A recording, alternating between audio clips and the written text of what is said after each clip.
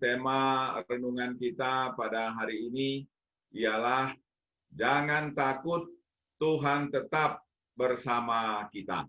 Jangan takut, Tuhan tetap bersama kita. Saya ingin mengajak jemaat Tuhan untuk membaca firman Tuhan dari Ulangan pasal 31 ayat 6 sampai dengan 8. Saya akan bacakan di sini dan jemaat sekalian membacakan di tempatnya masing-masing. Kita akan baca bersama-sama.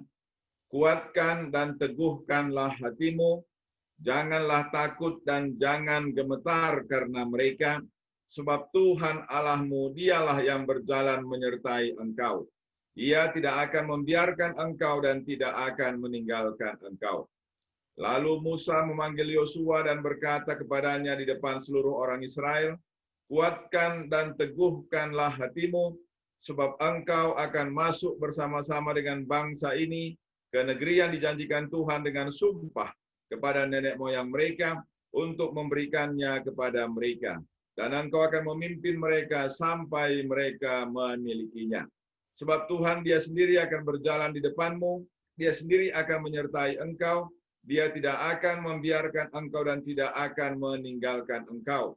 Janganlah takut dan janganlah patah hati. Jemaat yang dikasihi oleh Tuhan Yesus Kristus, 3 ayat firman Tuhan yang kita dengarkan, Tuhan sampaikan kepada Musa, kepada Yosua, dan kepada umat Israel. Dan dalam bagian ini 3 kali diulang kata teguhkanlah atau kata jangan takut. Nah, ini berarti bahwa memang mereka dalam perjalanan di padang gurun dan akan masuk ke tanah Kanaan, tentu mereka gentar, mereka takut karena mereka lebih kecil daripada musuh-musuh mereka. Oleh karena itulah maka Tuhan berkata kepada mereka supaya mereka jangan takut.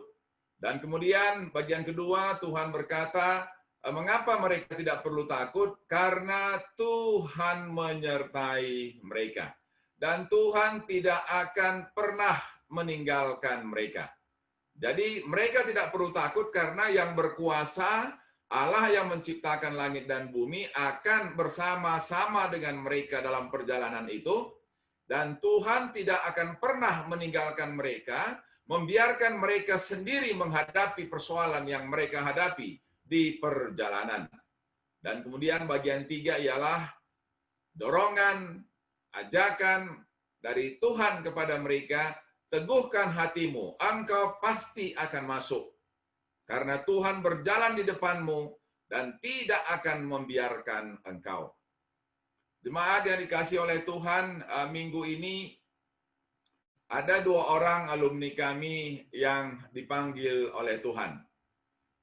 Yang pertama ialah alumni kami yang usianya saya kira mungkin awal 50-an. Dia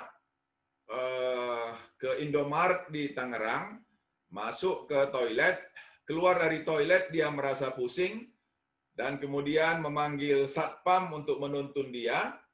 Lalu pegawai itu ya, bukan satpam, pegawai itu menuntunnya turun tangga, tapi ketika turun tangga itu dia jatuh, tidak sadar, dan kesadarannya hanya 3%, dan sehari setelah itu dia meninggal dunia.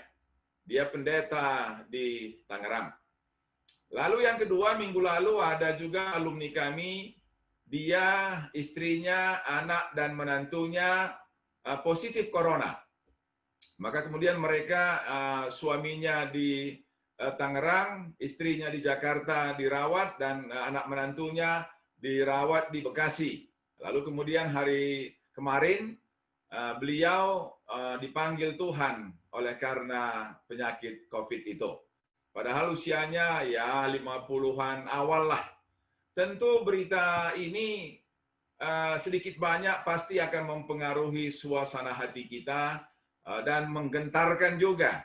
Karena pemerintah atau dari juru bicara COVID-19 berulang-ulang mengatakan bahwa orang yang komorbid atau orang yang punya penyakit penyerta, seperti misalnya ada hipertensi, ada gula, maka orang itu akan lebih mudah, lebih berpeluang untuk kena COVID-19. Dan bahkan disebutkan Donald Trump itu karena banyak penyakitnya dan juga gemuk dan usia sudah 70-an, dikatakan 90 kali lipat dia akan lebih mudah atau lebih berpeluang untuk terpapar dan mengalami bahaya dari penyakit corona ini. Jadi ini semua sedikit banyak pandemi ini menggentarkan hati karena bisa bikin mati kalau hanya sekedar sakit atau gatal-gatal atau sakit gigi ya barangkali kita sakit tapi orang tidak cemas. Tapi karena ini menimbulkan kematian, maka tentu ya kita sebagai manusia gentar juga. Lalu diikuti pula dengan resesi. Resesi ini akan membuat kita berpeluang untuk kurang makan atau bahkan tidak makan lagi karena sudah sulit uang, sudah sulit pendapatan, barangkali nanti akan diikuti dengan sulit barang-barang, kita tidak tahulah. Tapi pandemi dan resesi ini ada di depan kita dan sekarang sudah kita hadapi dan tentu kita takut dan kita gentarlah. Oleh karena itu hari ini Tuhan berbicara kepada kita, jangan takut, Tuhan tetap bersama dengan kita. 3 ayat yang sudah kita baca tadi itu sejajar juga dengan Yosua pasal 1 ayat 5 dan 9 yang isinya Tuhan katakan, aku tidak akan meninggalkan engkau. Oleh karena itu jangan kecut, jangan tawar hatimu. Kemudian juga Matius 28 ayat 20, Tuhan Yesus sendiri yang mengatakan, aku menyertai engkau senantiasa sampai kesudahan zaman. Kemudian Ibrani 13 ayat 5, janganlah engkau menjadi hamba uang. Artinya, janganlah engkau takut tidak punya uang, walaupun tidak ada uang. Tapi janganlah kemudian menjual harga diri, menghalalkan segala cara untuk mendapatkan uang. Karena Tuhan tidak akan membiarkan kita mati kelaparan. Jemaat yang dikasihi oleh Tuhan, saya ingin mengajak kita merenungkan 3 peristiwa yang sama dengan tema ini atau menjadi contoh dari tema ini. Yang pertama ialah kehidupan umat Tuhan di padang gurun. Mereka ada 40 tahun dalam perjalanan di padang gurun itu, maka mereka tentu perlulah kebutuhan hidup mereka dan juga perlu keselamatan dalam perjalanan itu. Maka Tuhan katakan, aku akan menuntun. Nah, jadi dipakai kata menuntun. Kalau kita tahu seorang ibu yang mengajari anak yang berjalan berdiri, menuntun belajar berdiri, belajar berjalan, maka akan dituntun langkah demi langkah. Itulah arti kata menuntun ini. Jadi Tuhan menuntun umatnya langkah demi langkah keluar dari Mesir, masuk ke negeri yang berlimpah dengan susu dan madunya. Keluaran 3 ayat 17. Kemudian Tuhan berjalan di depan mereka pada siang hari dengan tiang awan. Sehingga mereka merasa teduh di atas di bawah tiang awan itu, dan malam hari dengan tiang api untuk menerangi mereka. Keluaran 13 ayat 21. Lalu kalau mereka bisa berjalan, mereka selamat, ada yang menuntun bagaimana dengan kebutuhan hidup mereka, bagaimana untuk perut mereka. Maka Tuhan melakukan tindakan yang sungguh luar biasa untuk memenuhi keperluan hidup mereka. Firman Tuhan katakan dalam Keluaran 16 ayat 12 bahwa Tuhan pada sore hari memberi mereka makan daging burung puyuh, dan pagi hari Tuhan memberi mereka roti, dan ada istilah dipakai di situ ialah roti itu bisa mereka makan sampai kenyang. Sampai kenyang. Jadi tidak ada yang kurang dengan makanan yang Tuhan sediakan. Dan berapa lama itu? Firman Tuhan katakan mereka makan mana 40 tahun lamanya. Sampai mereka tiba di perbatasan Kanaan, barulah kemudian berhenti mana dari langit itu. Keluaran 16 ayat 36. Jadi dari contoh yang pertama ini, jemaat yang dikasihi oleh Tuhan, kalau Tuhan memeliharakan hidup umatnya dalam perjalanan di padang gurun, maka kita pun belajar percaya bahwa Tuhan pun pelihara hidup kita. Tuhan menuntun kita langkah demi langkah sehingga kita terhindar dari pandemi ini, sehingga kita luput dari resesi ini. Ya, tentu kita pun mendengarkan pemimpin kita dengan tetap menerapkan protokol kesehatan, memakai masker, menghindari kerumunan, menjaga jarak, dan kemudian juga mencuci tangan dengan sabun atau dengan hand sanitizer. Supaya kita tidak tahu kapan pandemi ini akan berlalu, tetapi yang kita mintakan kepada Tuhan ialah supaya Tuhan luputkan kita dari mara bahaya ini, dan Tuhan luputkan kita dari malapetaka ini. Lalu contoh yang kedua ialah ketika murid-murid naik perahu.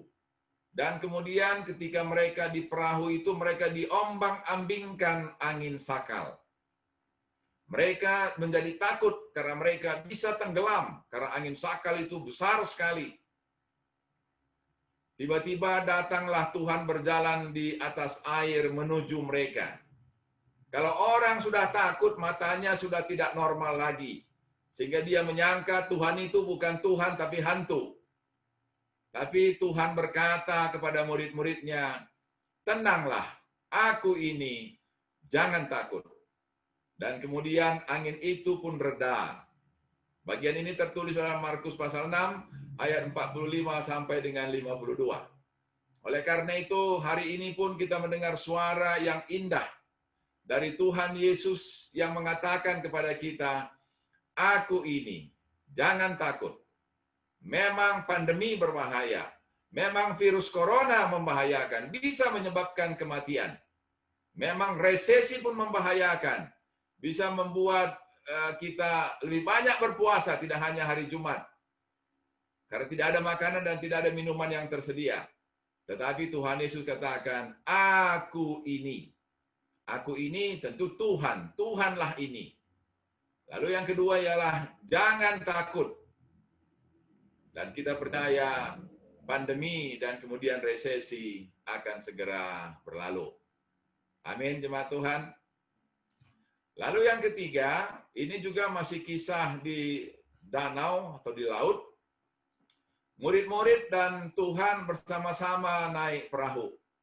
Lalu Tuhan beristirahat atau tidur. Lalu kemudian mengamuklah angin taufan. Kalau tadi angin sakal, ini angin taufan. Tapi sama-sama angin yang keras. Angin-angin yang membahayakan. Angin yang dapat menenggelamkan kapal. Dan angin yang dapat menyebabkan kematian kepada orang yang berada di laut itu. Tentu kemudian ini membuat mereka takut. Karena air sudah masuk ke dalam kapal. Dalam keadaan panik itulah, kemudian mereka membangunkan Tuhan. Juga dengan nada yang panik. Mereka katakan, Tuhan, mengapa engkau seperti tidak peduli? Kita dalam keadaan bahaya. Dan Tuhan kemudian bangun, menghardik danau. Diam dan tenanglah. Maka danau kemudian menjadi tenang. Mari kita perhatikan, semua persoalan selesai dengan perkataan. Tapi perkataan Tuhan, bukan perkataan manusia. Kalau Tuhan berkata, katanya berkuasa, maka katanya menyelesaikan semua persoalan. Diam katanya kepada angin taufan, maka angin taufan pun menjadi diam, dan danau pun menjadi tenang.